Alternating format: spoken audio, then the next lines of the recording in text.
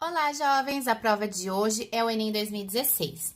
Na primeira questão, diz assim: que a coleta de fezes de animais domésticos em sacolinhas normais, sendo descartados em lixos convencionais, pode ser prejudicial ao meio ambiente. Pensando nisso, em Cambridge, eles desenvolveram um sistema no qual você recolhe essas fezes em sacolinhas biodegradáveis e joga em biodigestores que são instalados em parques públicos. E os produtos dessa digestão, eles são utilizados no próprio parque, como aqui para acender os postes de luz. Maravilhosa essa ideia, né? O fato é que a questão em si pergunta: qual é a inovação desse projeto? Ele possibilita o quê? A letra A está certa quando diz de queima de gás metano, pois nos processos de biodigestão nós temos fungos e bactérias fazendo a digestão anaeróbia, por isso que a C está errada, liberando gás metano. Então não tem nada a ver com gás carbono e não é decomposição aeróbica, tá? Como é um processo natural, ele não envolve a utilização ou eficiência de combustíveis fósseis, por isso que a D também está errada. E a letra E fala em fixação de carbono, que é o que acontece nas plantas e nas algas na fotossíntese. Então, a partir desse processo, nós temos a produção de metano, que pode ser utilizado diretamente aqui, ou até mesmo durante a sua queima, para liberar calor e assim ser utilizados em indústrias, ok? Já na questão 2, nós temos uma questão que fala sobre o processo de produção de etanol a partir do milho. E ele diz que no primeiro momento nós temos uma hidrólise, né, com esse material, com o milho, e que os produtos dessa hidrólise serão utilizados na fermentação. Então, o que a gente entende? Que aqui houve uma digestão. Para quê? Para eu quebrar os polissacarídeos presentes no milho, liberando então açúcares mais simples que serão utilizados pelas leveduras. E assim elas fazem a fermentação para a liberação então de gás carbônico, etanol e água. A etapa da hidrólise na produção de etanol a partir do milho é fundamental para que a glicose seja convertida em sacarose. Não, ao contrário, que os polissacarídeos sejam convertidos em glicose, tá? No caso aqui, em maior quantidade de frutose. Para que as enzimas dessa planta sejam ativadas, essa planta não tem que mais ativar enzima nenhuma, pelo contrário, nós temos que desativar essas enzimas para que agora a levedura, as enzimas dos fungos comecem a fazer a fermentação. A maceração favoreça a solubilização em água, nós não temos um processo de maceração aqui, e sim uma reação em água. B tá certa, que fala que o amido seja transformado em substratos utilizáveis pela levedura, o que eu comentei com vocês no início da questão. E aí fala que os grãos com diferentes composições químicas sejam padronizados. Gente, são todos grãos de milho. Se um for maior ou outro menor, as quantidades nutricionais talvez sejam diferentes, mas não a composição química será diferente, tá bom? Então a resposta certa ali. Já a questão 3, uma questão bem tranquila, pois fala sobre proteínas que possuem peptídeos sinais, que são sequências de aminoácidos responsáveis pelo seu endereçamento para as diferentes organelas, de acordo com as suas funções, e que um pesquisador desenvolveu uma nanopartícula capaz de carregar as proteínas para dentro de tipos celulares específicos. Ele quer saber se uma nanopartícula carregada com uma proteína bloqueadora do ciclo de Krebs vai ter o seu endereçamento para qual organela? Gente, se essa proteína é bloqueadora do ciclo de Krebs, ela é uma proteína que age na respiração celular. Ciclo de Krebs é uma das etapas da respiração celular, que acontece dentro da mitocôndria. Então, essa resposta também era bem direta. 3, letra B. A questão 4 fala sobre o papel de predação por peixes na densidade e tamanho de presas. Um estudo feito sobre espécies exóticas em costões rochosos. Então, aqui até eu já destaquei quais são as espécies que eles estavam verificando, né? As algas, cracas, mexilhões e assídeas. E eles testaram se esses peixes atacariam ou não essas populações. Então, eles deixaram uma área com tela, ou seja, essas presas elas não tinham acesso aos seus predadores, e uma área sem tela. O que a gente vai analisar aqui para conseguir responder o que o exercício pede de nós? Pois vejam só, o pesquisador concluiu corretamente que os peixes controlam a densidade de quem? Primeiro, eu vou olhar quais as densidades diminuíram bastantemente, né? Então, quando a gente analisa e compara essas densidades com tela e sem tela, o que já chama a atenção da gente são as cracas e mexilhões. Os outros não alteraram praticamente nada. Então, eu já ficaria com a resposta B e C. Quando analisa a segunda parte aqui da justificativa, eu fico com a alternativa C. Por quê? Na B fala que os peixes atacaram as cracas, predando especialmente animais pequenos. E quando a gente olha o tamanho das cracas com os peixes, ou seja, sem a tela, ficou apenas uma população de aproximadamente 1,5 centímetros, enquanto antes elas tinham 2 centímetros. Então, isso mostra pra gente que os peixes atacaram as maiores e deixaram as menores sobreviver. Diferentemente dos mexilhões, que sem os peixes, a maioria tinha 3 centímetros. Agora, com os peixes, a maioria tem 6 centímetros. Então, os peixes não conseguem atacar esses mexilhões maiores. E é isso que traz na C, os mexilhões predando especialmente animais pequenos. Beleza? Questão 5, uma questão bem direta também. Fala assim: ao percorrer o trajeto de uma cadeia alimentar, o carbono, elemento essencial e majoritário da matéria orgânica que compõe os indivíduos, ora se encontra em sua forma inorgânica, ora se encontra em sua forma orgânica. Em uma cadeia alimentar composta por fitoplâncton, zooplâncton, moluscos, crustáceos e peixes, ocorre a transição desse alimento na forma inorgânica para a orgânica. Em qual grupo de organismos ocorre essa transição? Essa transição, gente, nada mais é que a fixação do carbono inorgânico e a transformação no ciclo de Calvin em carbono orgânico, ou seja, em glicídios, em açúcares. Isso acontece na fotossíntese. E o único ser dessa cadeia alimentar que faz a fotossíntese é o fitoplâncton. Então, a resposta certa é a letra A. A questão 6 é uma questão direta também, pois fala que a formação de coágulos são responsáveis pela presença de doenças cardiovasculares e que a prevenção e o tratamento pode ser feito com anticoagulantes. Existem animais que produzem toxinas com essa propriedade. Considerando as adaptações relacionadas aos hábitos alimentares, os animais adequados ao propósito dessa pesquisa, eu tenho que pensar em um animal, então, que se alimenta de sangue. Que animal que se alimenta de sangue? Um animal fitófago, saprófago, carnívoro, frugívoro ou hematófago? Resposta direta, letra E, mosquitos hematófagos. Questão 7, uma questão direta também. Fala assim, que um estudo feito em campos de trigo mostrou que níveis elevados de dióxido de carbono prejudicam a absorção de nitrato pelas plantas e, consequentemente, a qualidade nutricional desses alimentos pode diminuir.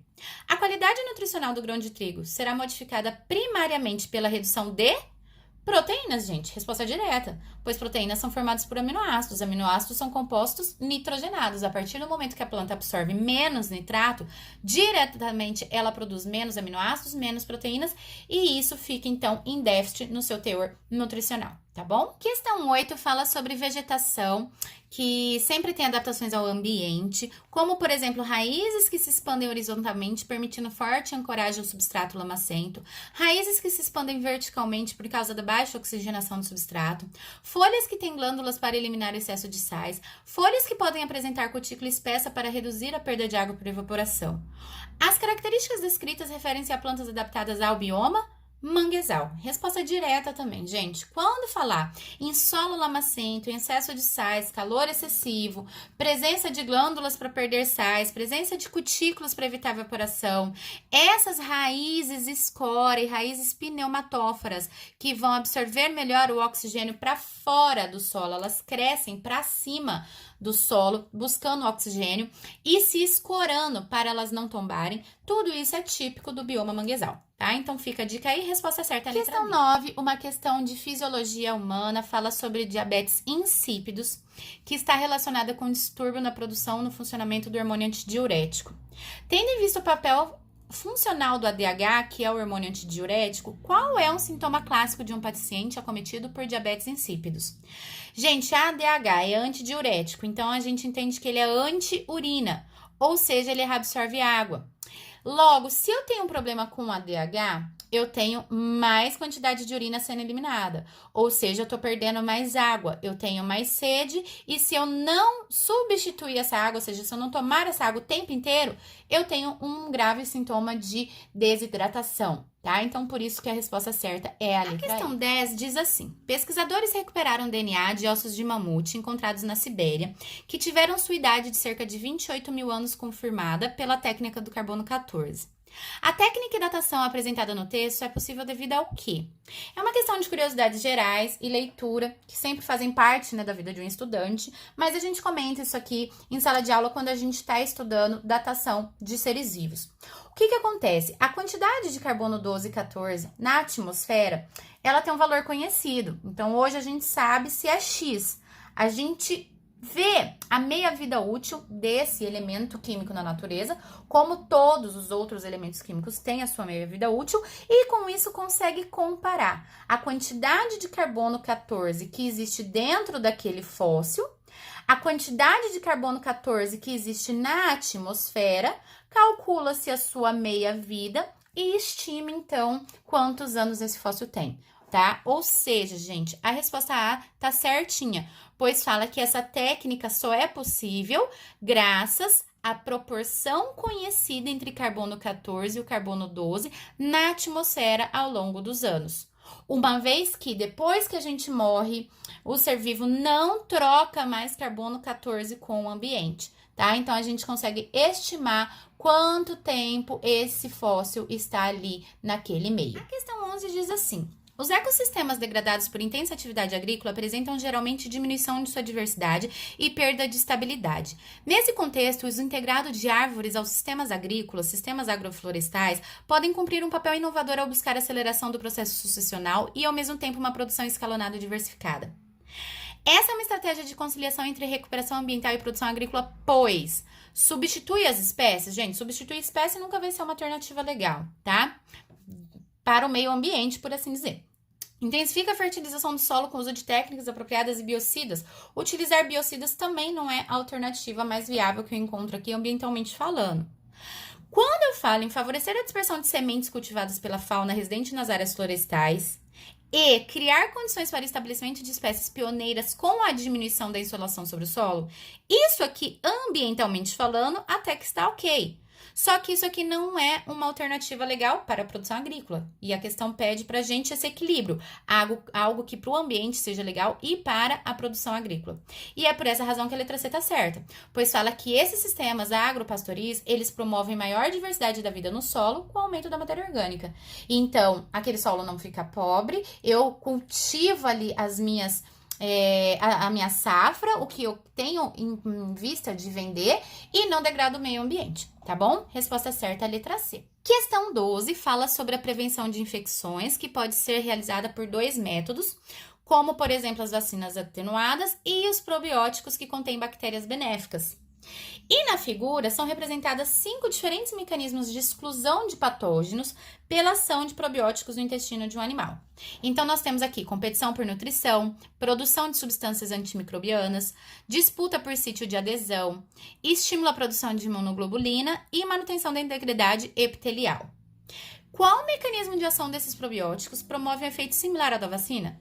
A vacina estimula a produção de anticorpos. Anticorpos são imunoglobulinas, então o mesmo efeito que o probiótico tem na ação número 4. Resposta certa é a letra B. A questão 13 fala que o painel intergovernamental de mudanças climáticas estuda estratégias de mitigação e de adaptação.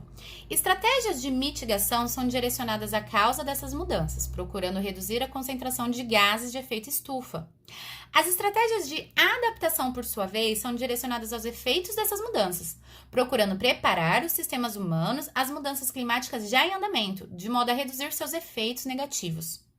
Considerando essas informações, qual ação apresenta uma estratégia de adaptação? Construção de usinas eólicas, tratamento de resíduos sólidos, aumento da eficiência dos veículos, adoção de agricultura sustentável, tudo isso aqui diminui a emissão de gases. Então, isso aqui são estratégias de mitigação. A única estratégia aqui de adaptação é a letra E, é a criação de diques de contenção em regiões costeiras. Tipo assim, vai alagar tudo, pois as geleiras estão descongelando. Já que vai alagar, que já ferrou, que nós já estamos com alterações climáticas em andamento, nós precisamos reduzir o seu efeito. Então, vamos impedir que essas cidades costeiras sejam alagadas. Vamos nos preparar, tá? E é por essa razão que a resposta certa é a letra E. A questão 14 está falando sobre a hipótese da vida na Terra ter surgido por uma única origem, né? Então, todos nós temos um ancestral em comum. O que evidencia essa hipótese é que existem processos biológicos comuns a todos os seres vivos. E o exercício quer de nós um exemplo de tal processo. Gente, um processo comum a todos os seres vivos. Então, vocês não esqueçam das bactérias, dos fungos, das algas, dos protozoários, tá? Todos têm desenvolvimento embrionário? Não. Todos fazem reprodução sexuada? Não, pois alguns fazem reprodução assexuada. Todos fazem respiração aeróbia? Não, muitos são anaeróbios. Todos fazem excreção urinária? Não, mas todos, desde bactérias, produzem proteínas, então a resposta certa é a letra E. A questão 15 está mostrando uma imagem com o fluxo da seiva xilêmica. O xilema transporta a seiva bruta, ou seja, água mais sais minerais. E o que garante o transporte dessa seiva, gente? É a diferença de pressão osmótica. E essa diferença ela só existe por causa da transpiração. Então, essa resposta também está direta, a resposta é a letra E. E enquanto eu tiver vapor d'água saindo, eu tenho diferença de pressão de células desde a raiz até as folhas mais altas da planta. Então, essa diferença de pressão, ela motiva a subida da água pelos vasos xilêmicos, ok? Resposta certa, letra E, resposta direta. E para finalizar, a 16 fala sobre o grande número de espécies distintas que existe no Brasil entre animais, vegetais e micro-organismos, que essa variabilidade ocorre por causa da permutação genética e que essa troca é determinante na recombinação genética na formação dos gametas. Perfeito! Essa troca, a permuta genética, ela não está diretamente envolvida com a fertilidade dos seres vivos, não está envolvida com a transmissão de caracteres adquiridos, o que Lamarck diria, não está envolvido com a presença de mutações, pois a permutação genética ela acontece de forma natural entre genes, permitindo ali uma variabilidade genética que não tende a acometer o organismo de forma não desejada, tá? As mutações, elas acontecem normalmente de formas não desejadas pelo nosso organismo e induzidas por agentes teratogênicos, tá? Sejam agentes físicos, químicos ou biológicos. E a letra E ainda fala que existe uma variação do número de cromossomos característicos dessa espécie. Então, ora nós temos 46 cromossomos, ora 47, ora 48. Não, sempre 46. Não existe essa variação no número de cromossomos, sempre igual. Tá bom, pessoal? E assim eu concluo mais uma prova. Beijos, bons estudos, deixem seus comentários, comenta com os colegas e segue a gente lá no Instagram. Beijos, até mais!